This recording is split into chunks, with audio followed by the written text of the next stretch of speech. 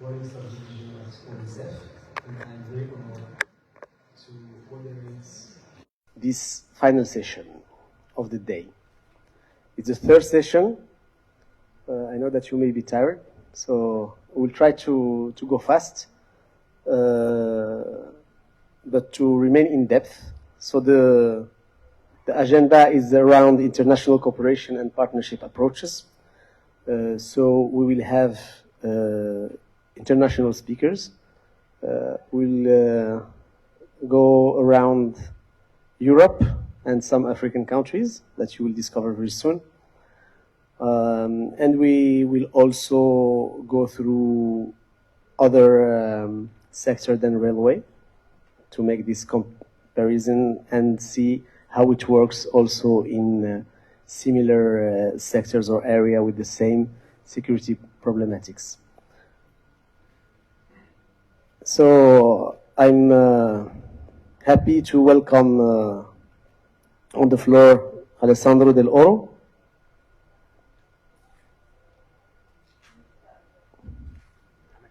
So if he's not here yet, I didn't see him. Welcome. Yeah, wherever, please.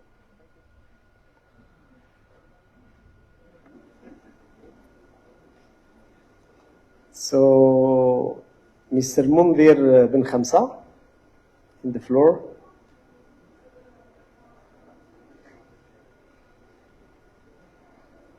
So Mr. Zakaria, could take him. Mr. Amin Al Karam, from the National Ports Agency in Morocco, please.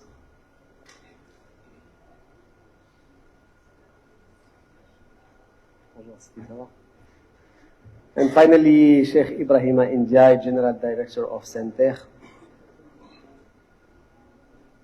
So I understand, Sheikh, that you will be also with the Mr. Colonel?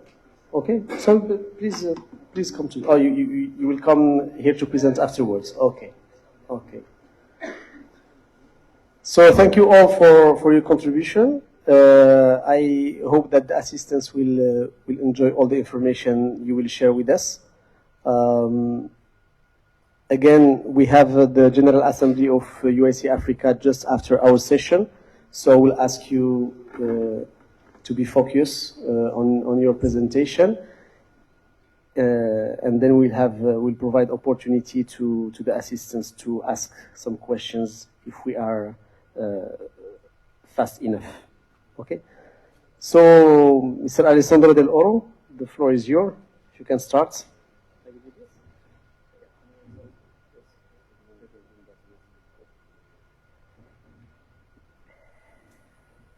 Hi, good afternoon. Good afternoon, everybody. I will be giving a very short but hopefully insightful presentation on Coldprefer, who we are and what we do, and why our work matters. If this works. Yeah, there you go. So Coldprefer was born as a collaboration of police forces in the 1980s, or in 1980. And it now became a organization featuring security departments from all major European railways, as you can see, and also stakeholders in the railway environment. We have 27 members from 22 countries, and yeah, you can see from the picture, we have pretty much all railway environment. Also, probably the last remaining police force in Coldprefer, the Italian Railway Police, still holding strong. Okay, in this slide, the two things I want to highlight the most are the two stats. There's just two, but I think they're quite deep and quite meaningful of what Coldprefer is about. Together, we have about 200,000 kilometers of railway infrastructure between all our members, and we move, or at least they move, 4.9 billion passengers every year. So you can tell that the stakes are important, but also the participants are of importance. And we have 4 major objectives. The first one is sharing information and best practices, and we do that through our working groups and through our continued action. I'll talk more about that later. But also defining common security strategies, as we have cross-border activity, and also to increase interoperability. but also increasing the security perception, which is a major component of today's railway, and fostering private-public partnerships. So Coalprefer is quite unique because we have two types of cooperation, both international, but we have the cooperation within Coalprefer, as we're all different companies from different countries, but also the cooperation outside Coalprefer with other stakeholders and partners. And if I may say so, our goal is to reduce, counterintuitively, this cooperation to make it closer and eliminating the outside-inside cooperation through our MOUs, which we've been signing, to hopefully incentivize more and more close collaboration, bilateral collaboration. So the bread and butter of Coalprefer is our working groups, and every member joins at least one, but many do more than one. And these working groups meet twice a year, either in physical form or in hybrid form. And the chairpersons generate reports to be presented at our General Assembly.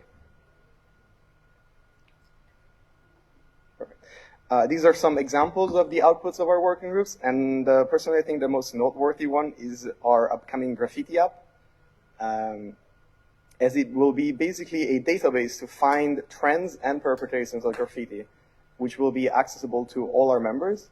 And once a case is found, it can be added to the database and hopefully shared, hopefully, it will be shared with other participants. And in that, so we create a pool of knowledge and a pool of expertise that can benefit everybody.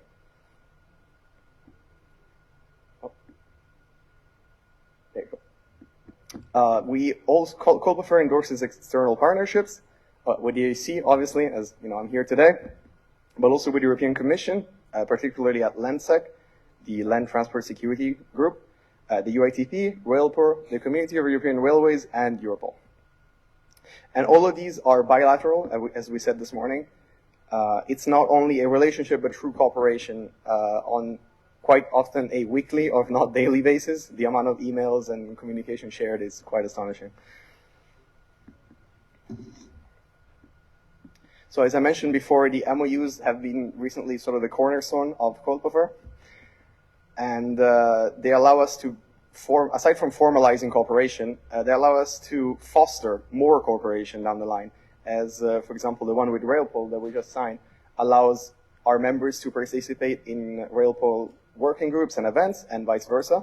So this eliminates that single sort of email-only or person-to-person point of contact, and it makes everybody involved in the process. And it's a constant communication. I'll talk about more how we do this later. We also signed a MOU with the UITP, and again, it's in a similar vein. It gives us the ability for our members to join each other's working groups and events.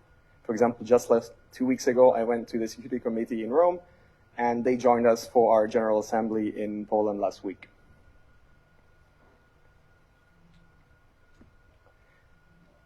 So this brings me on how Coalprefer achieves international cooperation, and there's three main ways. The first one is our General Assembly. They are biannual meetings, and they're often themed around, or at least themed to the country that's hosting them.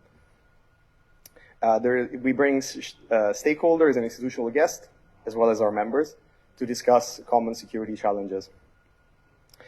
Then we have the working groups, which I already mentioned. And lastly, there is the Coalprefer Railpol Symposium, which happens yearly. I'll talk more about this later. And it's, again, another way to share our security challenges, but also to work closer together with law enforcement organizations, which benefits everybody in the environment. We get a closer collaboration with them, and they get on the field first-hand expertise that they can apply. So this is the first example of cooperation. We had a General Assembly last week in Poland. I think many of you here were there. And for the theme, it was railway security of the eastern flank of the European Union. As you can imagine, with the current geopolitical setting, it's a topic close at heart. And we had institutional guests. We had a representative of the Ministry of Infrastructure, but also law enforcement agencies. We had the Border Guard and the SOK, which is the Polish railway police, essentially. Public-private actors, and also we had representatives from the UIC, the UITP, Railpol, and Frontex. And aside from the working group chairs sharing their expertise and their reports of their sessions, there was also expertise in networking, essentially. And the last example, come on, you can do it. There you go. This example is the Culpeper WorldPwn Symposium. We had 2 so far, but a third one's already in the working, as we had great success with them and great feedback. And they allow us to work closer with law enforcement agencies, which is often I wouldn't say a problem, but a challenge. And this allows us to bring cooperation and discourse. And we cover topics from, for example, aggression against staff, customers, but also law enforcement officers, to sabotage and anything in between. The last one was in Naples, and for example, we had a representative from Polfer, which is the Italian Railway Police, the Director General of the Italian Police, and representatives from the Atlas Network, which is a network of special forces of the police, so anti-terrorism and things like that. So that's kind of the end of my presentation. I was banking on questions, but we'll probably do that later if we have time. So thank you for your attention, and that's it.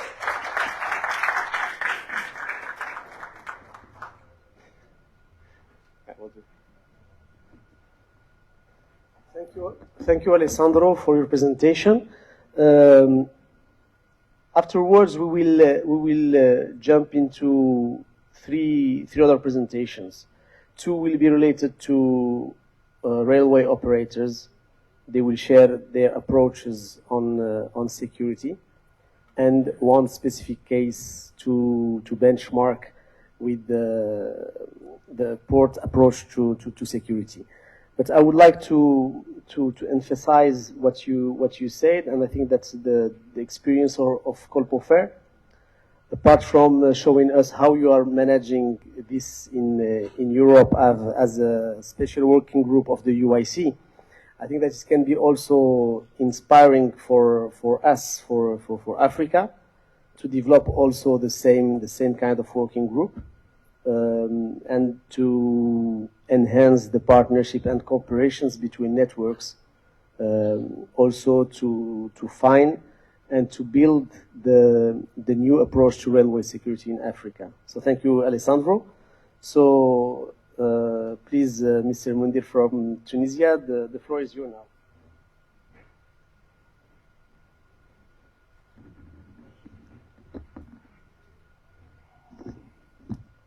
Bismillah ar-Rahman ar-Rahim. Mesdames et messieurs les délégués, honorables invités, c'est un grand honneur pour moi d'être parmi vous aujourd'hui à l'occasion de ce congrès. Donc l'intitulé de ma présentation aujourd'hui est la sûreté ferroviaire à travers la coopération internationale et les partenariats stratégiques. Donc,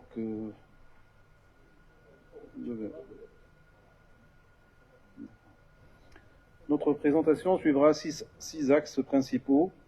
Nous verrons rapidement, brièvement, on va avoir une idée sur la SNCFT. Ensuite, on va voir le contexte et les défis de la sûreté ferroviaire en Tunisie. Le troisième point sera donc comment la coopération internationale agit comme un levier d'amélioration. Ensuite, notre approche partenariale nationale. Suivra les projets récents et les perspectives d'avenir. Enfin, nous aurons un message clé pour conclure. Pour commencer, permettez-moi de vous présenter brièvement la Société nationale des chemins de fer tunisiens, la SNCFT. L'histoire des chemins de fer en Tunisie a commencé en 1872, date de la mise en exploitation de la première ligne donc, qui relie Tunis à la Goulette avec 16 km. Aujourd'hui, la SNCFT est l'entreprise ferroviaire nationale chargée de la gestion de l'exploitation et de la maintenance de l'ensemble du réseau sous la tutelle du ministère des Transports. Notre réseau exploité s'étend sur 1804 km, faisant partie d'un réseau total de 2197 km, desservant 28 lignes. La grande majorité est à écartement métrique, 1701 km. et une partie significative à écartement standard, 487 km. Il est également important de noter que nous disposons d'un réseau en fibre optique s'étendant sur 1230 km, qui représente un atout technologique important.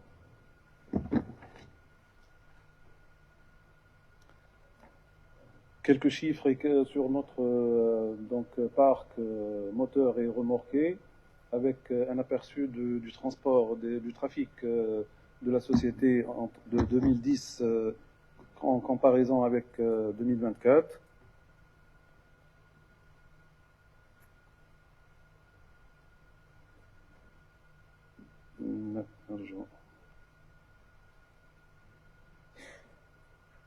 Voilà. L'état de l'activité voyageur et fret et l'inventaire du parc. La modernisation est en cours, comme l'illustrent les statistiques du parc matériel roulant, que représente une part essentielle de notre capacité de transport moderne. Notre stratégie de croissance est clairement définie par l'extension du réseau avec les nouvelles lignes E et D. C'est des lignes de la banlieue de Tunis depuis 2023. Qui totalisent 21 km de double voie électrifiée et permettent de desservir plus de 33 000 passagers par jour, grâce notamment à l'acquisition de 28 nouvelles rames EMU.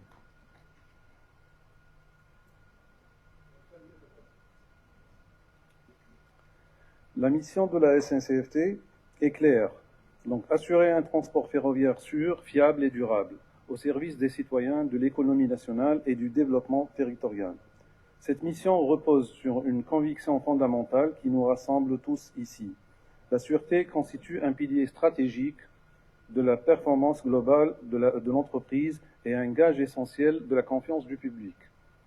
C'est pour cette raison qu'elle est au cœur de nos préoccupations. On va passer maintenant au cœur du sujet, le contexte et les défis de la sûreté ferroviaire.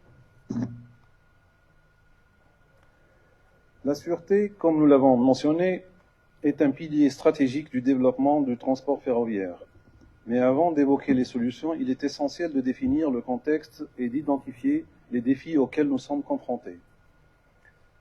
Donc, c'est quoi la sûreté ferroviaire? C'est l'ensemble des mesures visant à protéger notre réseau, notre personnel, nos passagers et nos biens contre les actes de malveillance, d'insécurité, de vandalisme et toute autre menace extérieure.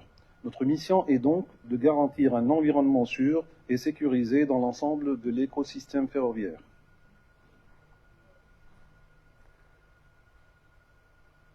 Donc, on va voir les impacts. Donc, les conséquences de ces intrusions et actes de malveillance ont un impact direct sur la qualité de service et la sécurité de nos passagers, et par conséquent, directement sur la performance du réseau et notre budget opérationnel. Avec une digitalisation croissante de nos systèmes d'exploitation, la signalisation et la télécommunication, les risques et menaces cybernétiques sont devenus une priorité absolue. Face à la complexité et à l'interdépendance de ces menaces, une entreprise seule ne peut plus y faire face. C'est pourquoi nous sommes convaincus que la solution réside sur la coordination des efforts et la collaboration.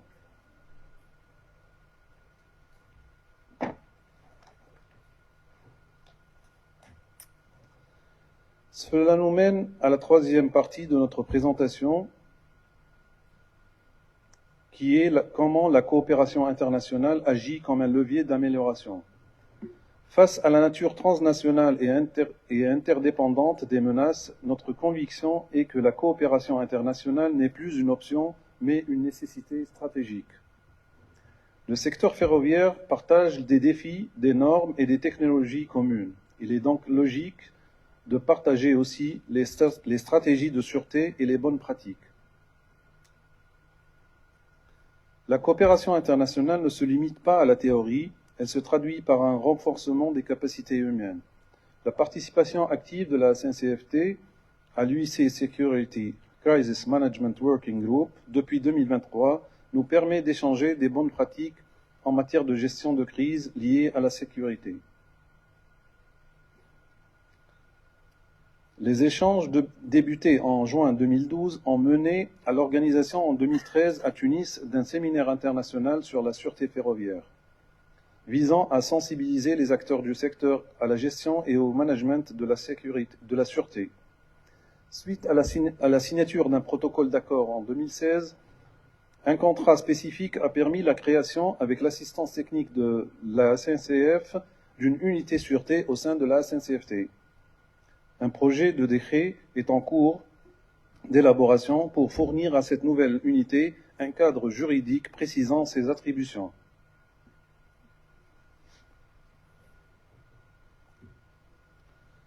L'entité est chargée de garantir la sûreté des voyageurs et du personnel, de protéger le patrimoine ferroviaire et de lutter contre la fraude. Le dispositif de sûreté ferroviaire est organisé autour d'agents de terrain pour l'accompagnement et l'intervention, d'un PC central pour la gestion et la coordination des urgences et de partenariats institutionnels avec le ministère de l'Intérieur et l'Agence nationale de cybersécurité. Ceci nous amène naturellement à la dimension pratique de cette stratégie, qui est l'approche partenariale nationale et régionale. La sûreté ferroviaire n'est pas uniquement un enjeu technique, c'est avant tout un enjeu de gouvernance et de coordination. Au-delà de la coopération internationale, nous avons structuré une approche partenariale solide. Nous avons établi des mécanismes de collaboration avec le ministère de l'Intérieur pour garantir une réponse rapide et coordonnée aux incidents de sûreté. Des patrouilles conjointes de nos propres agents de sûreté et de la police nationale sont régulièrement menées à bord des trains, notamment sur les lignes à forte affluence, comme la ligne de la banlieue sud de Tunis, afin de prévenir le vol, les actes de vandalisme et les agressions. Autre volet de coopération, non moins important, l'échange d'expertise et la formation. En effet, le partage d'informations sur les menaces et les modes opératoires des criminels permet d'adapter nos stratégies de prévention et de surveillance et d'intervention.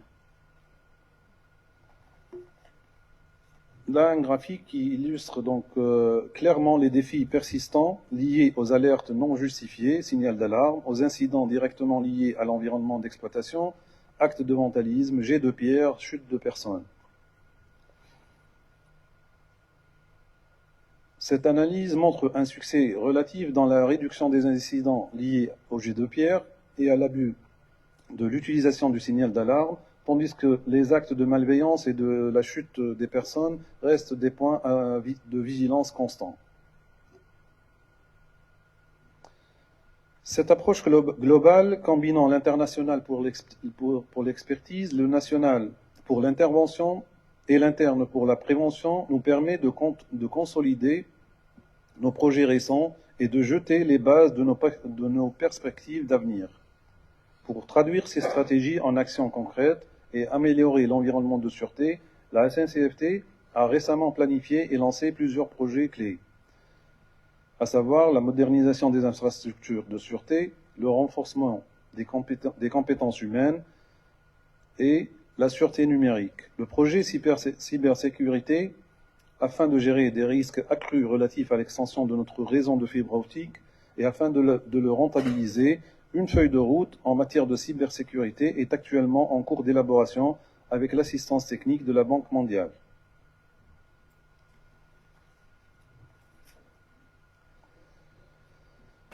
Notre approche intégrée pour réussir la mission sûreté s'articule autour de 3 axes. La définition des procédures, l'évaluation des risques, plan de sécurité, la mise en œuvre en s'appuyant sur les nouvelles technologies, salle de contrôle, analyse vidéo, interopérabilité, et l'opérationnel avec un personnel hautement qualifié grâce à la formation ciblée, donc c'est la sensibilisation et la gestion de crise.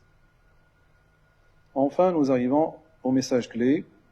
Donc, pour conclure cette présentation, je souhaite revenir sur les 3 messages fondamentaux que la SNCFT désire partager avec la communauté ferroviaire internationale réunie ici. La sûreté est un enjeu vital pour la pérennité des entreprises ferroviaires.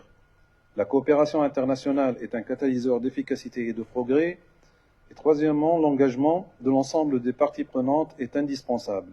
En ce sens, la SNCFT réitère son engagement à poursuivre son rôle actif en tant que membre de l'UIC dans le partage d'expériences et la mise en réseau des acteurs de la sûreté. Je vous remercie pour votre attention et votre engagement collectif envers un avenir ferroviaire plus sûr. Merci à vous.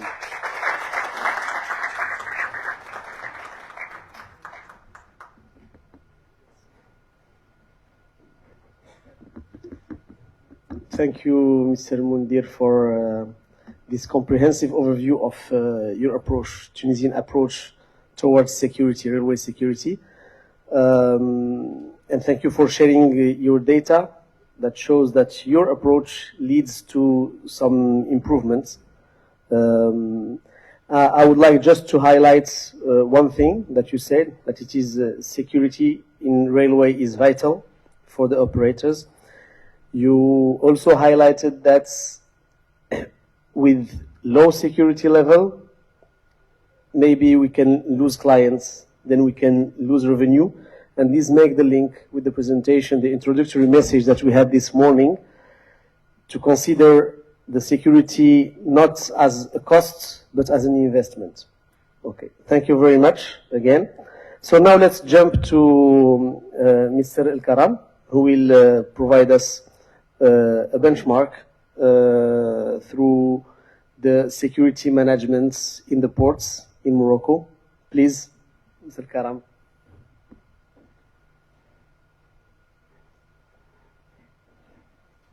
Le bouton vert, c'est ça?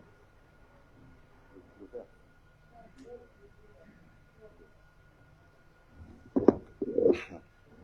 Mesdames et messieurs, je suis très ravi de participer aujourd'hui avec vous à ce congrès très, très important relatif à la sûreté. Pour nous, gestionnaires des ports, la sûreté est un impératif très important. Et d'ailleurs, je vais vous faire une brève présentation de l'Agence nationale des ports. Et vous allez voir que parmi l'une de nos principales missions, c'est d'assurer la sûreté et la sécurité du passage des personnes et des marchandises à travers les ports marocains. Donc, je ne vais pas trop tarder sur l'ANP pour aller droit au but, c'est-à-dire parler du benchmark, de comment nous, on gère la sûreté au niveau des ports. Donc, l'ANP, c'est une agence, c'est l'autorité portuaire au Maroc qui gère 43 ports. Donc, nous gérons pratiquement tous les ports du royaume, à l'exception du port de Tangemet, qui dispose de sa propre agence de gestion. Donc, nous avons traité pratiquement 100 000 tonnes de marchandises en 2024, dont 1,6 million de conteneurs, qui est un trafic très spécial pour nous. Et aussi, ça inclut 1,35 million de tonnes d'activité de la pêche. Donc, rapidement, comment est organisée la gouvernance du secteur portuaire au Maroc? Donc, ce secteur, il est régi par la loi 1502, qui a un peu réparti les tâches en matière de missions régaliennes qui sont établies par l'État, ministère de l'équipement et de l'eau, et par les missions d'autorité et de régulation qui sont données aux agences portuaires comme l'ANP et comme Tangemet. Et puis, il y a toutes les activités commerciales qui ont été, on va dire, cédées aux opérateurs publics ou privés dans le cadre de régimes de concession et d'autorisation. Donc, pour le cas de la sûreté portuaire, j'ai choisi de vous parler du port de Casablanca qui est très représentatif par rapport à l'ensemble des ports du Maroc parce qu'il traite la plus grande partie du trafic domestique au Maroc. Donc, le port de Casablanca, il a une position géographique très particulière. Donc, il traite plus de 30% du trafic domestique national, plus de 30 millions de tonnes par an, et plus de 1,3 million de conteneurs, soit 85% de l'ensemble des conteneurs qui rentrent dans le cadre du trafic domestique. Donc, Tangemed, c'est vrai, il traite beaucoup plus de conteneurs, mais c'est un trafic de transbordement qui n'est pas un trafic destiné au marché domestique. Alors, en 2024, le port de Casablanca, il a traité pratiquement 73% de son trafic en flux import et 27% en export. Et donc, nous avons plusieurs opérateurs qui travaillent dans le port de Casablanca, comme Marsa Maroc, Somaport, et puis on a aussi l'ONCF, qui est un opérateur majeur au niveau du port de Casablanca. J'ai profité de cette occasion pour vous présenter un petit peu certains nouveaux projets de développement qu'on a qu'on a eu l'honneur d'avoir une inauguration de Sa Majesté le roi Mohammed VI Soro durant l'année 2025. Il s'agit d'un nouveau chantier naval au niveau du port de Casablanca, un nouveau port de pêche qui vient d'être mis en service au mois de septembre dernier, et un nouveau terminal des croisières aussi qui a reçu ses premières escales en mois d'octobre, et en dernier lieu, un bâtiment communautaire. Les gens qui connaissent, bien sûr, vous connaissez tous la gare de Casaport, donc en face, il y a le nouveau bâtiment communautaire de l'ANP, et donc, avec ces développements de nouveaux projets, nous sommes un peu plus, on va dire, questionnés sur les questions de la sûreté et comment on doit réussir à sécuriser davantage nos infrastructures existantes, mais aussi les nouvelles infrastructures. Donc, nous avons aussi travaillé au port de Casablanca sur la multimodalité. Donc, nous avons réalisé une voie dédiée qui relie la zone logistique, industrielle logistique de Znata avec le port de Casablanca, qui relie aussi bien, qui relie les deux zones par voie terrestre et par voie ferroviaire. Maintenant, je rentre au vif du sujet, et donc je vais parler de la sûreté au port de Casablanca. Je commence par le corpus réglementaire. Donc, la sûreté au niveau de l'ANP, on va dire, elle puise sa genèse dans les textes réglementaires qui régissent le secteur. Nous avons plusieurs lois, notamment la loi 1502, mais surtout la loi 71-18 qui vient de paraître en 2021. Et c'est une loi sur la police des ports qui a dédié un chapitre entier pour la sûreté portuaire. Nous avons aussi des décrets et des arrêtés pour définir certains articles ou certaines modalités de la loi. Pour l'organisation de la structure de la sûreté dans le port de Casablanca, mais pratiquement c'est similaire pour l'ensemble des ports du Royaume. Nous avons le ministère de tutelle qui est le responsable sur la sûreté des ports et des installations portuaires, mais qui travaille en étroite collaboration avec l'autorité locale, notamment représentée par les messieurs les gouverneurs des territoires où se situent les ports.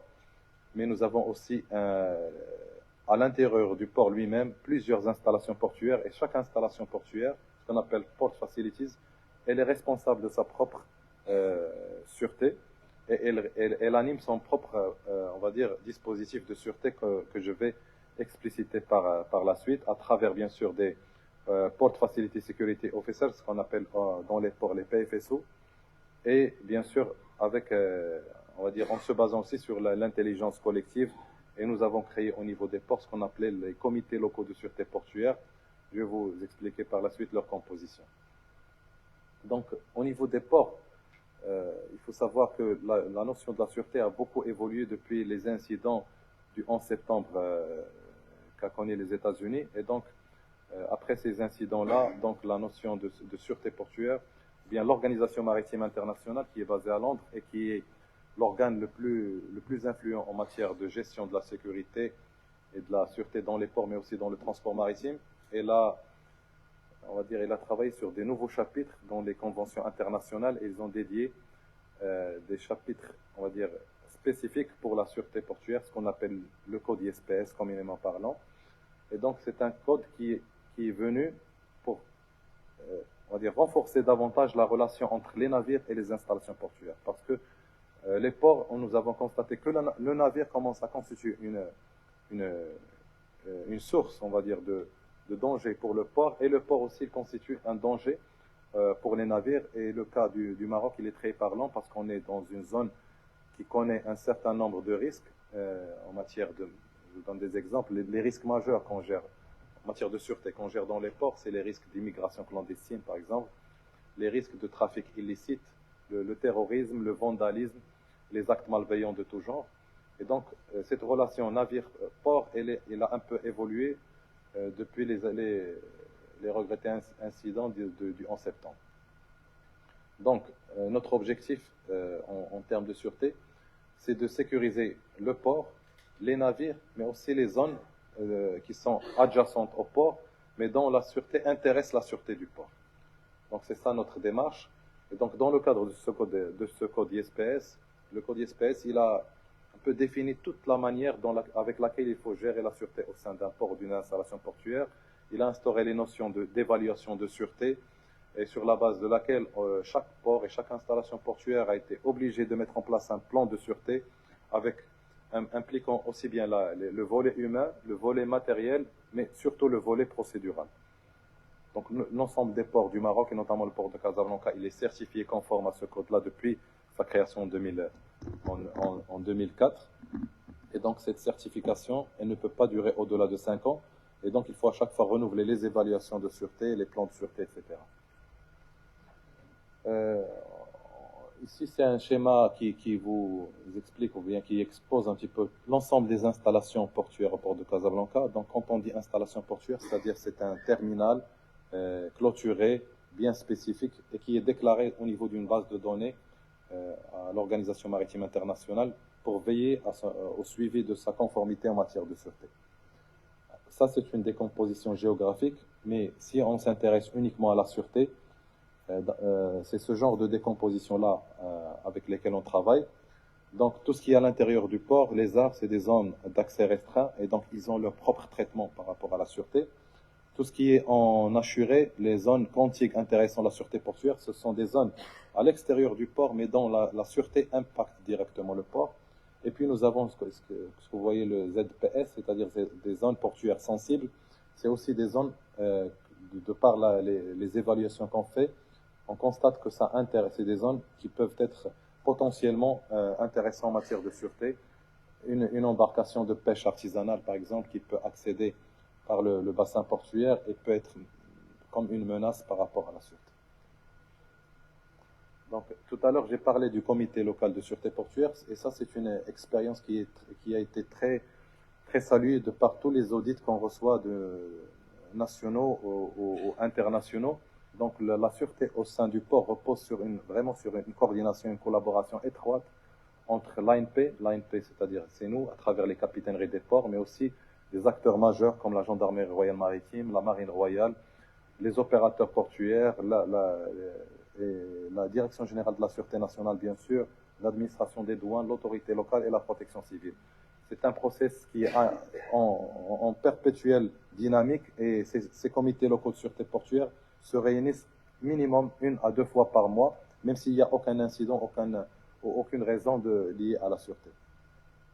Bien sûr, avec le volet humain, nous reposons aussi sur un ensemble d'équipements et de dispositifs de sûreté. Et là, je donne quelques exemples au port de Casablanca qui dispose de plusieurs scanners pour le contrôle des conteneurs et des ensembles rouliers.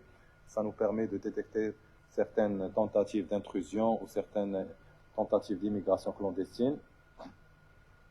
Nous avançons beaucoup de scanners pour les bagages parce qu'au niveau des ports, on gère aussi des gares maritimes et donc ils connaissent le trafic des passagers, notamment à Nador, Hoceima et à Tangéville aussi. Mais nous gérons aussi des terminaux pour les croisières et donc on reçoit beaucoup de touristes croisiéristes et donc lesquels on les fait passer par ces équipements-là de détection.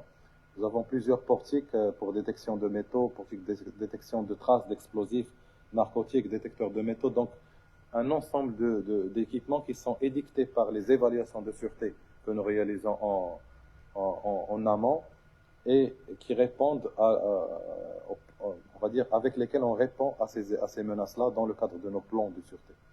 Nous avons bien sûr aussi le volet infrastructurel et donc tout ce qui est clôture périmétrique, tout ce qui est, on va dire, barrières et guérilles de contrôle. Bien évidemment, un large réseau de vidéosurveillance. Donc, nous gérons plus de 25 000 caméras au niveau de tous les ports de l'ANP. Et donc, pour chaque port, nous disposons d'un PCC, ce qu'on appelle le PC sécurité, qui à la fois dans lequel on rapatrie l'ensemble des flux caméras, mais aussi qui connaît la présence de l'ensemble des corps sécuritaires pour un peu réduire le temps d'intervention et partager l'information en temps réel. Donc ici, c'est le schéma, par exemple, de la vidéosurveillance. J'ai mis quelques caméras parce que des fois, nous avons un peu de confidentialité par rapport à ce genre de plan, mais pour dire que nous couvrons l'ensemble des parties portuaires et même des zones au-delà du port. Bien sûr, le volet gardiennage aussi, nous disposons d'un service de gardiennage de H24, 7 jours sur 7, avec des maîtres chiens, etc. Avec bien sûr, l'accès au port, il est très, très réglementé, et donc, quelqu'un qui n'a aucune raison d'entrer au port ne peut pas rentrer du moment que nous disposons d'un système d'identification par badge. Et très récemment, nous avons même lancé un système de digitalisation du contrôle d'accès au port Et donc, tout un chacun qui a une raison bien définie valable pour entrer au port, ils peuvent présenter sa demande d'accès sur notre site web et il reçoit son titre d'accès digital sur son smartphone avec lequel il pourra être autorisé à rentrer dans le port. C'est juste un schéma pour montrer cette digitalisation du contrôle d'accès et qui a été très bien accueilli par l'ensemble de nos usagers. Donc nous avons 30 000 visiteurs des fois par jour au niveau de certains ports comme le port de Casablanca. Et donc vous imaginez tout le gain en temps et en énergie qu'on a réalisé par cette digitalisation. La dernière partie de ma présentation repose sur les partenariats que nous avons mis en place pour renforcer, parce que nous seuls, on ne peut pas, bien que c'est une mission qui nous est accordée par la loi, mais on ne peut pas nous seuls assurer la sûreté. Donc on repose aussi sur des partenariats avec des organismes qui nous aident dans la gestion de la sûreté, notamment les GSN, Direction Générale de la Protection Civile, l'administration des douanes et la gendarmerie royale, avec des conventions qui précisent les engagements de chaque partie. À travers ces conventions, nous mettons à disposition, c'est ça l'expérience de l'ANP en matière de sûreté, nous prenons en charge l'acquisition de tous les équipements et tout le matériel dont on a besoin pour la gestion de la sûreté, et les partenaires, ils mettent en place les moyens humains pour l'exploitation et la gestion de ce matériel. Donc, nous avons des camions incendies, propriété de l'ANP, nous avons des ambulances, nous avons aussi des embarcations nautiques pour l'intervention dans les plans d'eau. Nous avons, comme j'ai montré tout à l'heure, des scanners pratiquement dans tous les ports qui traitent le conteneur ou les ensembles rouliers. Et nous avons, pour clôturer, mis en place depuis 2012 un système de management de la sûreté qui repose sur la possibilité qu'on a donnée à tous les acteurs portuaires de reporter leurs incidents de sûreté sur un même système. Et sur le même système, on suit aussi les fréquences des exercices de sûreté, la qualification du personnel dédié à la sûreté et tout ce qu'on fait en termes de simulation et d'exercice, etc. C'est un système qui repose sur les référentiels ISO 28000 et aussi sur le code ISPS dont j'ai parlé tout à l'heure. Quelques sorties du système. C'est un système qui nous a beaucoup aidé dans le pilotage de la sûreté en termes de sortie de tableaux de bord, uniformisation aussi des formulaires, des comptes rendus d'incidents, des fiches réflexes, etc. Et ça, c'est un exemple de tableau de bord qu'on peut ressortir qui définit l'ensemble des incidents, des infractions et leurs évolutions dans le temps. Merci pour votre attention.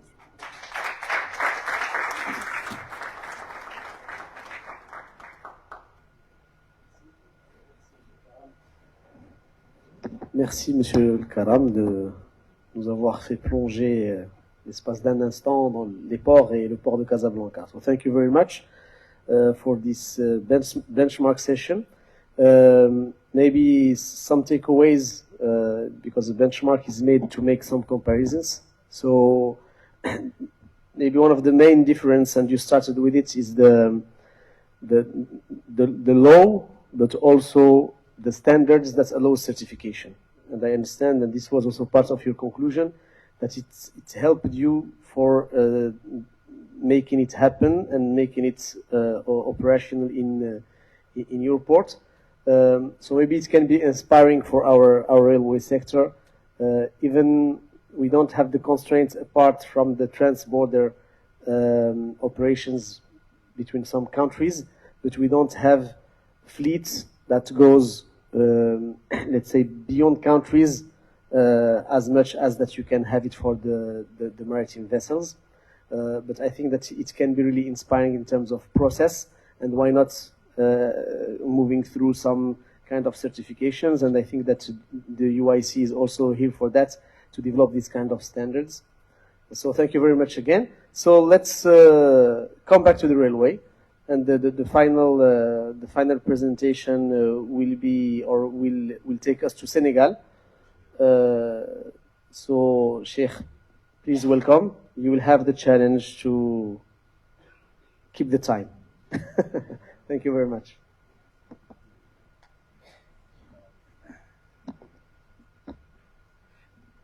Assalamu alaikum wa rahmatullah. Moi, je suis très honoré, très content d'être là. au Maroc, que je considère comme étant mon deuxième pays.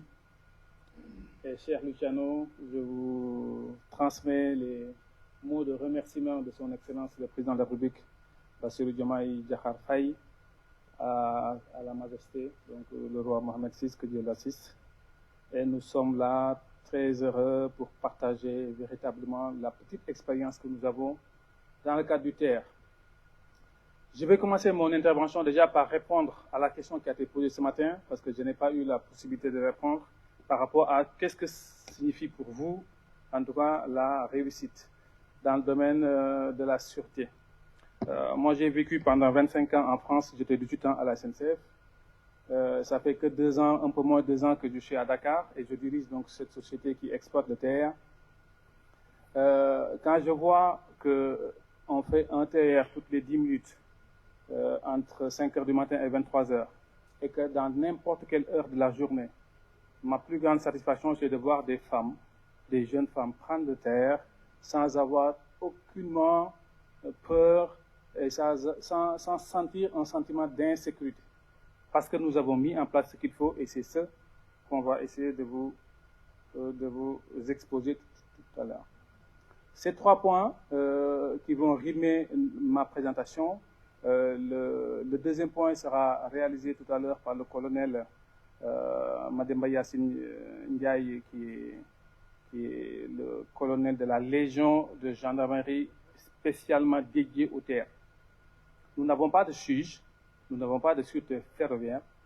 Je dirais nous avons un peu plus, parce que nous avons carrément 565 éléments de gendarmes qui sont des gendarmes, donc dévolus de toutes les prérogatives liées à leur statut de gendarme, de force de défense et de sécurité, mais qui ne travaillent que exclusivement pour la sûreté et la sécurité du TER. De telle sorte que de 5 heures à 23 heures, je le disais, il y a à peu près 190 trains qu'on fait. À bord de chaque train, on a 2 gendarmes. Et au niveau des gares, il y a également des gendarmes, et les gendarmes réalisent également toutes les missions de patrouille. Colonel viendra vous les exposer. Quelques éléments du TER, parce que j'imagine que beaucoup de gens qui sont autour de la table ne connaissent pas le TER. On connaît tous la LGV du Maroc, qui nous a tous fait rêver, hein, qui fait que des profils comme nous ont voulu également rentrer au pays pour essayer de tirer le ferroviaire vers le haut. Hein. Il n'y a plus forcément de grands défis en France, si ce n'est de maintenir un réseau qui est déjà de grande qualité. Le TER résume, en tout cas incarne la volonté des autorités sénégalaises de renouveler et de développer et de moderniser le secteur ferroviaire. Comme dans tous les pays, notre réseau a été marqué par un réseau métrique ancien, qui était d'ailleurs un des plus grands réseaux, de 1200 km en 1960. La première ligne, c'est la fameuse ligne Dakar-Saint-Louis, inaugurée en 1885, donc il y a plus de 140 ans. Mais depuis 4 ans, le Sénégal a mis en place un train express régional qui relie Dakar à sa banlieue et bientôt à l'aéroport international Diamniadio sur 55 km. Et nous sommes la SENTER et la SETER, les 2 sociétés qui exploitent, qui font les missions de gestionnaire d'infrastructures et autres. Et nous travaillons, comme on parle de collaboration, en étroite collaboration avec la Société nationale des chemins de fer de France, donc avec la SNCF. Pas plus tard qu'il y a 2 semaines, nous étions en immersion au niveau de la direction de la sûreté ferroviaire pour s'imprégner des bonnes pratiques que la sûreté ferroviaire a mis en place dans le cadre des Jeux de Paris. Parce que nous aussi, au Sénégal, nous nous apprêtons à organiser, et je profite de cette tribune pour vous lancer une invitation, à organiser pour la première fois dans l'histoire de l'Afrique, les Jeux olympiques de la jeunesse. La 8e édition va être organisée en novembre prochain à Dakar sur 2 semaines et le TER a été désigné transporteur officiel des Jeux olympiques de la jeunesse. Le TER a été réalisé sur 2 phases. La phase 1, Dakar-Diamniadio, la phase 2, c'est celle qui est en train de faire l'objet de vérification technique et d'essai. Et nous travaillons déjà présent sur l'extension du TER vers Thiès, qui va être la première ville qui sera ralliée par un système de transport de masse de nouvelles générations. Ce qu'on a fait est inédit pour le Sénégal. C'est normal pour le Maroc et pour peut-être pas mal de pays européens, mais ça a été un choc, un saut de technologie innovante. D'ailleurs, même ce qu'on a aujourd'hui dans le cadre du TER n'existe pas encore sur le réseau classique en France, hein, parce que nous avons l'ERTMS niveau 2, qui est le dernier système de signalisation et de gestion des trafics que nous avons déjà implémenté dans le cadre du TER, qui font que aujourd'hui, nous avons un taux de ponctualité de 98%. Nous avons plus de 90 000 voyageurs que nous transportons en train toutes les 10 minutes. Et d'ailleurs, nous travaillons beaucoup avec la SNCF qui utilise le TER comme étant presque un laboratoire. Parce que la première ligne qui sera équipée d'RTMS niveau 2, Xavier ne me laissera pas mentir, sur le réseau classique en France, c'est la ligne Marseille-Vintimille. Et mes équipes y travaillaient d'ailleurs à Marseille. Donc nous avons également des rames tout à fait modernes, c'est les fameuses rames Résolus de Alstom. Le patrimoine, je l'ai dit, c'est 15 gares bientôt, un site de maintenance du matériel roulant, un site de maintenance des infrastructures, une offre qui est très dense, une tarification qui est basse, qui est sociale. C'est 500 francs à 1500, hein, 500 francs c'est 0,5 euros. Enfin, voilà, c'est pas beaucoup. Et des amplitudes quand même qui sont assez larges. Un train qui est bimode aussi, qui fonctionne à l'électricité comme en cas de coupure au diesel et qui est adapté au système. On a fait un TER adapté au contexte local et on a fait également une gestion de la sûreté qui est adaptée au contexte local. Notre plus grande fierté, c'est évidemment, en tant que cheminot, l'absence d'accident. Hein. On a 0 accident ferroviaire depuis maintenant 4 ans. Et ça, c'est grâce à l'expertise apportée également par la SNCF pour le développement d'une véritable culture ferroviaire locale et d'une véritable sensibilité sur les aspects de sûreté et de sécurité avec la pratique notamment de l'excellence opérationnelle. Qu'est-ce qu'on fait en termes de sécurité? Ce que je disais tout à l'heure est en termes de sûreté. Certains peuvent penser que c'est un luxe, mais il faut comprendre que le TER a été l'un des plus grands projets d'investissement pour l'État du Sénégal depuis les 40 dernières années. C'est un projet qui a englouti plus de presque 3 milliards d'euros. C'est beaucoup hein, pour un pays comme le Sénégal. Donc, il a fait beaucoup parler, d'ailleurs au même titre que la LGV du Maroc au moment de sa conception, mais aujourd'hui tout le monde s'accorde sur cette belle réussite. Donc, quand cette installation a été mise en place, les autorités ont voulu, dans le cadre de la préservation de cette installation, dans le cadre également de l'accompagnement des populations locales par rapport à l'appropriation d'un tel système de transport, en tout cas, mettre en place une sûreté qui est gérée par une légion spéciale de la gendarmerie. Donc, c'est 565 éléments de gendarmes. On a également un partenariat qui est très dense avec la Brigade nationale des sapeurs-pompiers. On a 75 sapeurs avec 4 ambulances qui sont judicieusement placées sur le corridor du TER et qui font que, aujourd'hui, à bord de chaque train, je le disais, il y a deux gendarmes et qui font qu'aujourd'hui, le sentiment de sécurité est véritablement quelque chose qui ressort dans toutes les enquêtes de satisfaction que nous faisons tous les mois de mai de chaque année. On a transporté maintenant presque 85 000 millions de voyageurs depuis 4 ans, avec, je le disais tantôt, 90 000 voyageurs à la journée. Un TER qui sort en termes de recettes 20 millions d'euros, 30 millions d'euros en termes de recettes. C'est ce qu'on tire, c'est les fameux 20 milliards donc, de francs CFA. Voilà, donc les indicateurs qui montrent le niveau de performance du TER. On a également un impact carbone qui n'est pas mal. Aujourd'hui, d'ailleurs, ces chiffres ne sont pas à jour, mais on est plutôt à 240 et quelques mille tonnes d'équivalent CO2 qui sont épargnés. Un taux de satisfaction client que nous mesurons chaque mois de mai de chaque année.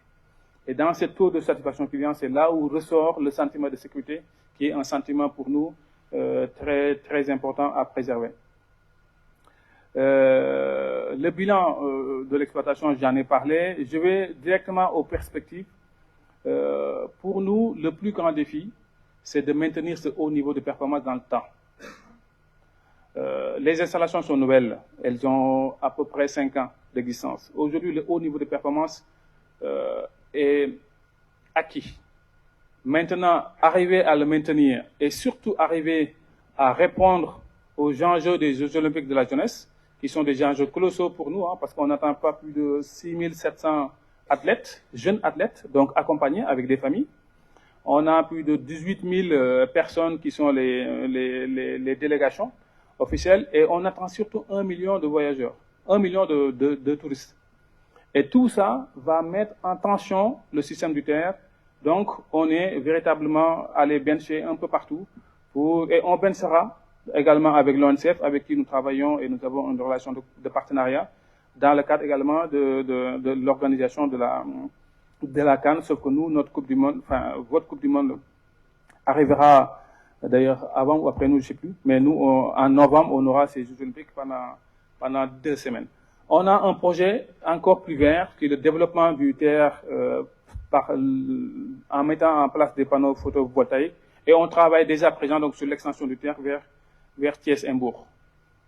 Donc ça, c'est le projet du TER solaire. Hein. L'idée, c'est d'être autonome. Hein. On paye aujourd'hui entre 4 et 5 milliards de francs CFA à la société qui gère l'électricité au Sénégal. Et l'idée, pour toujours maîtriser nos coûts, c'est d'avoir notre propre production d'énergie solaire. L'extension du TER, donc j'en parlerai plus tard. Et je m'en vais tout simplement vous passer une petite vidéo sur les missions régaliennes de la Légion de gendarmerie nationale. Et à partir de ce moment-là, je passerai la parole ensuite au colonel. Alors, est-ce que ça marche? Je savais que ça marchait. Ah non. Je reviens, c'est ça.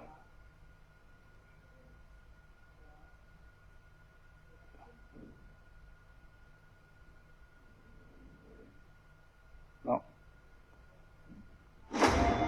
Yes.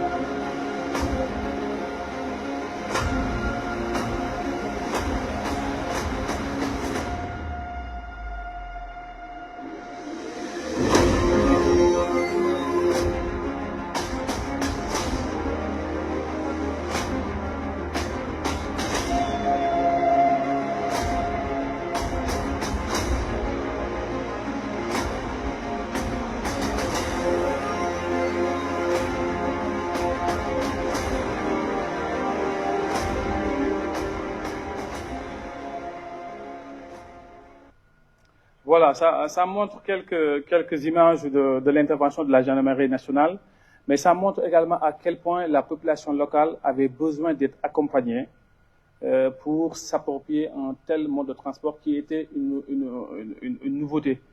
Et au-delà de leur mission de sécurisation, elles ont également une mission véritablement de faire respecter l'ordre, notamment en heure de pointe.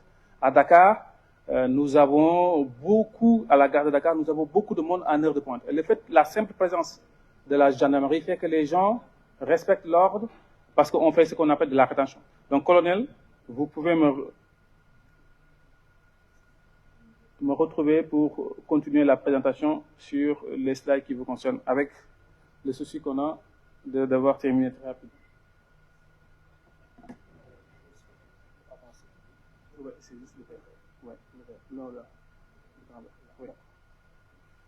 Bonsoir, mesdames et messieurs. Je suis le lieutenant-colonel de gendarmerie Adem Ndiaye.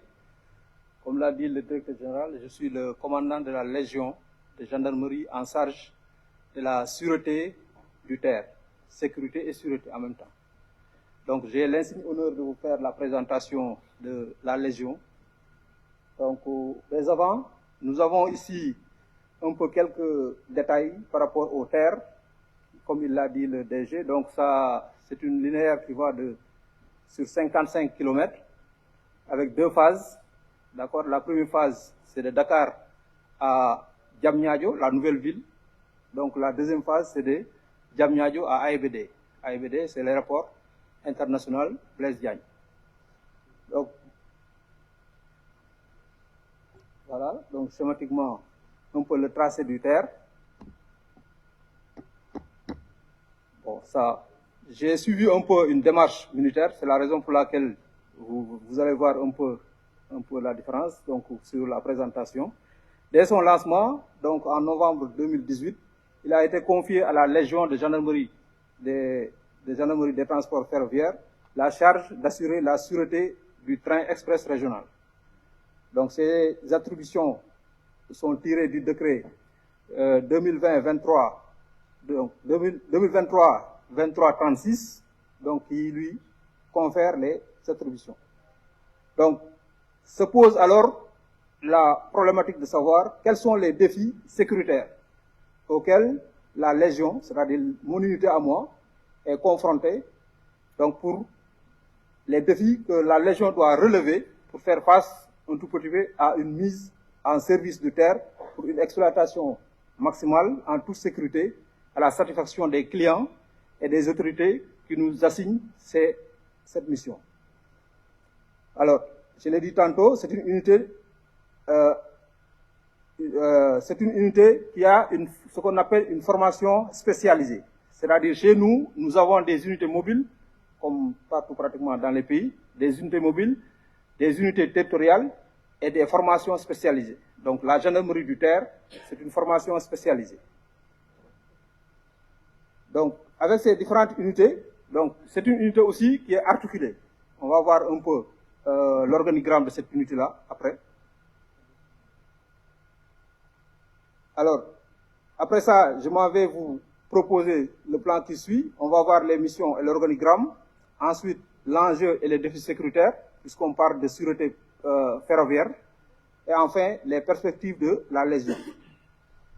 Donc, mais avant, on va faire un diagnostic. C'est-à-dire, quels sont aujourd'hui les défis, en tout cas les fléaux, les malvoyances les plus courants au niveau du terre. Nous avons des intrusions, des dégradations de clôture, des vols de métaux et d'équipements, des actes de malveillance, à savoir des dépôts d'objets, des manipulations d'installations. Ensuite, au niveau des gares, nous avons des vols, des pickpockets, donc des vols de bagages, des dégradations, des vendeurs à la sauvette, comme vous le savez, partout pratiquement ça existe dans les gares. Ensuite, nous avons aussi la mendicité, malheureusement c'est comme ça, les trafics de tout genre, donc les atteintes aux personnes, à savoir les insultes, les outrages, etc. Et enfin, l'autre diagnostic, c'est au niveau des trains. On a vu les diagnostics au niveau des emprises, des gares et des trains. Au niveau des trains, nous avons aussi, à bord des trains, c'est-à-dire des voitures, nous avons des vols, des cas de vol, nous avons des cas de dégradation, des cas d'atteinte aux personnes, d'incivilité et de fraude. De fraude, ça veut dire quelqu'un qui achète un ticket, vous le savez, malheureusement, au lieu de respecter la zone, il fait un dépassement de zone. Alors, pour les missions de la Légion, nous avons ici quelques missions, notamment la Légion a pour mission principale la sécurisation. Sécuriser quoi? Les emprises. Donc, il s'agit d'éviter que des personnes ou bien des animaux fassent de l'intrusion au niveau de l'emprise. Alors là, nous avons une mission de sécurisation, toujours, pour éviter qu'il y ait des vols de caténaires ou bien de câbles. Malheureusement, c'est une mission aujourd'hui à laquelle mon unité est beaucoup plus confrontée. Il y a beaucoup de cas de sabotage. Des gens, bon, dès la mise en place du projet, certains étaient contractés. Malheureusement, ils ont vu soit leur contrat terminé. C'est des gens d'habitude qui, pour des raisons qu'on ne connaît pas, viennent pour saboter. Certainement pour qu'on les rappelle encore pour faire le travail. Donc, nous avons ici quelques images illustratives. Alors, nous avons aussi la prise en charge des voyageurs. Le DG l'a dit tantôt, nous n'avons pas une mission de répression. Nous avons aussi une mission de ce qu'on appelle la police administrative. C'est-à-dire l'accompagnement des clients, l'accompagnement des voyageurs. Donc, comme vous le voyez, là, nous sommes à la gare de Dakar, où il s'agit de faire ce qu'on appelle la rétention, mettre les gens en ordre. Sinon, c'est des bousculades, c'est des problèmes, donc, notamment pour les personnes à mobilité réduite. Alors, autre mission, nous avons les luttes, ce qu'on appelle la lutte contre les trafics de tout genre. Je l'ai dit, la sécurisation des points sensibles. Puisqu'il y a de l'argent qui sort, c'est normal aussi d'assurer la sécurité des guichets, là où les gens viennent pour payer leur argent. C'est la gendarmerie aussi qui fait cette mission-là. Donc l'assistance aux voyageurs. Ensuite, j'ai oublié un fait important, c'est-à-dire le renseignement. Imaginez 80 000 personnes qui se rassemblent dans toutes les gares, qui prennent les trains. Mais je n'ai pas meilleure niche pour avoir raison pour laquelle, en tant que gendarme, nous faisons du renseignement dans les gares et haltes. Donc, sécurisation des travaux, c'est pendant la pause. Voilà, quelques images. Ça, c'est l'organigramme de la Légion. Donc, comme vous le voyez, il y a un état-major. Et en gros, il y a 3 unités. Il y a une unité en charge de la sécurisation qui fait de la police administrative, judiciaire ou militaire, et une unité à bord des rames qui fait de l'accompagnement des voyageurs. Alors, les enjeux et les défis. En termes d'enjeux, nous avons des facteurs favorisants. Toute cette délinquance qu'on a dit, les malveillances, qu'est-ce qui les favorise? Aujourd'hui, nous voyons qu'il y a d'abord la paupérisation. Donc, il y a la perversion des mœurs, il y a la désorganisation sociale, malheureusement. Ensuite, nous avons la montée en puissance de la violence, donc, et l'utilisation de certaines substances, comme vous le savez. Il y a la culture aussi du scandale, le fait que, malheureusement, les gens ils veulent faire des trucs d'éclat maintenant, malheureusement. Alors, ici, nous avons aussi se réinventer, c'est-à-dire se réinventer constamment tout en restant ancré dans les valeurs, à savoir la capacitation du personnel dans la sûreté. Aujourd'hui, le défi majeur pour la Légion que je commande, c'est la formation du personnel. Comme vous le savez, nous sommes des gendarmes, on est beaucoup plus habilités à faire du maintien de l'ordre, bien du rétablissement de l'ordre. Quand on vient dans un milieu nouveau, que j'ai dit tantôt, nous sommes une formation spécialisée, il est normal que le personnel soit capacité, qu'il soit formé. Donc c'est un défi majeur pour nous.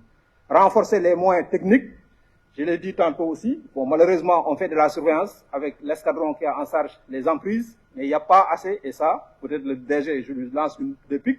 Donc c'est à lui de me fournir les moyens, à savoir les drones qu'on a dit, les caméras, afin de mener à bien ma mission. Bon, faut pas me tirer les drones après. Hein. Donc assurer en permanence l'opérationnalité, ensuite agir avec les autres trucs. Donc là aussi, nous avons ici les défis majeurs, je l'ai dit tantôt, consolider sa place dans le dispositif. La gendarmerie ferroviaire du Sénégal tient une place primordiale dans le dispositif sécuritaire du pays. Et c'est pas pour rien que dès sa mise en place, il l'a dit, plus de 1000 et quelques milliards investis dans un projet, il fallait confier ça à une unité capable de gérer, en tout cas, de gérer l'aspect sûreté. Donc, parachever la montée en puissance, renforcer les moyens de lutte contre le terrorisme. Malheureusement, ou bien heureusement pour nous, je touche du bois, le Sénégal n'a pas encore connu d'actes terroristes.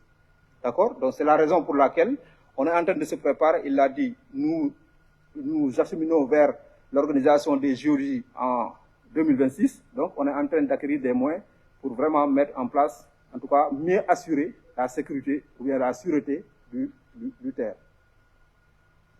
Alors l'équipement en moyens techniques, je l'ai dit, donc développement des compétences spécialisées, notamment dans le domaine ferroviaire. Quand on a été à la SUZE, nous avons vu qu'il y a un major, monsieur le directeur général, un major qui fait des cours par rapport à... Donc on sera en tout cas, on va nouer des partenariats pour que vraiment cette expérience soit bénéfique pour nous. Valoriser les ressources. En termes de perspectives, ça veut dire quoi? Aujourd'hui, la Légion de gendarmerie des transports ferroviaires a engagé une montée en puissance. Les missions de la gendarmerie. Mais sachez qu'aujourd'hui, c'est l'une des plus grandes satisfactions que nous avons dans le cadre de l'exploitation du terre. Le fait d'avoir une gendarmerie, une légion qui soit spécialement dédiée aux missions de sûreté et de sécurité du terre fait que les gens n'ont pas peur. Les touristes n'ont pas peur. Personne n'a peur d'aller prendre le terre à n'importe quelle heure parce qu'on s'y sent en sécurité. Il y a aussi un élément qu'on n'a pas évoqué. Il fait très chaud chez nous. Très chaud. Et quand on transporte plus de 90 000 voyageurs jour, très souvent on transporte des gens avec des niveaux de santé très fragiles et différents. Donc il arrive très souvent que nous ayons des malaises, mais qui sont propres à tout système de masse, de transport de masse. Voyez-vous, il y a des gens qui préfèrent prendre le train pour aller à l'hôpital principal. C'est le plus grand hôpital de Dakar. Ces gens-là sont systématiquement pris en charge quand il s'agit de malaise par les gendarmes à bord des trains, qui les mettent au niveau du quai, et à partir du quai, ce sont les sapeurs-pompiers qui prennent le relais avec les quatre types d'ambulances que nous avons. Donc tout ça fait partie d'un niveau de service que nous mettons dans le cadre du TER et qui fait qu'aujourd'hui, le TER est devenu indispensable. Notre volonté maintenant, c'est d'assurer sa pérennité, d'assurer ce haut niveau de performance, de continuer à équiper. Pas plus tard qu'il y a 2 semaines, nous sommes allés au salon de l'aviation à Paris pour voir effectivement tout un tas d'équipements, de drones qui ont été présentés là, de caméras thermiques. On a plus de 500 caméras, mais ça ne suffit pas encore pour véritablement leur donner tous les moyens, tous les équipements pour qu'ils puissent continuer à faire leur truc. Voilà les éléments que je voulais apporter. Merci.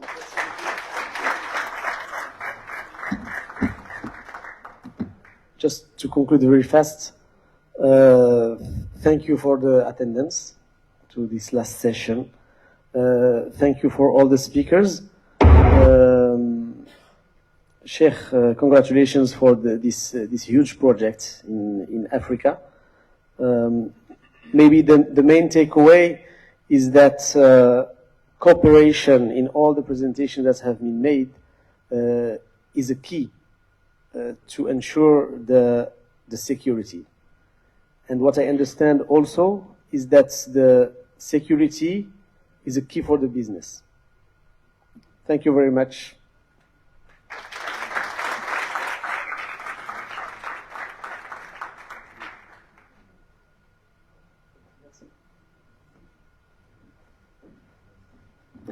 I have 2 messages for you. So in 10 minutes in this room will be held the meeting of the Assemblée Générale Afrique. Je vais passer en français, ce sera plus simple.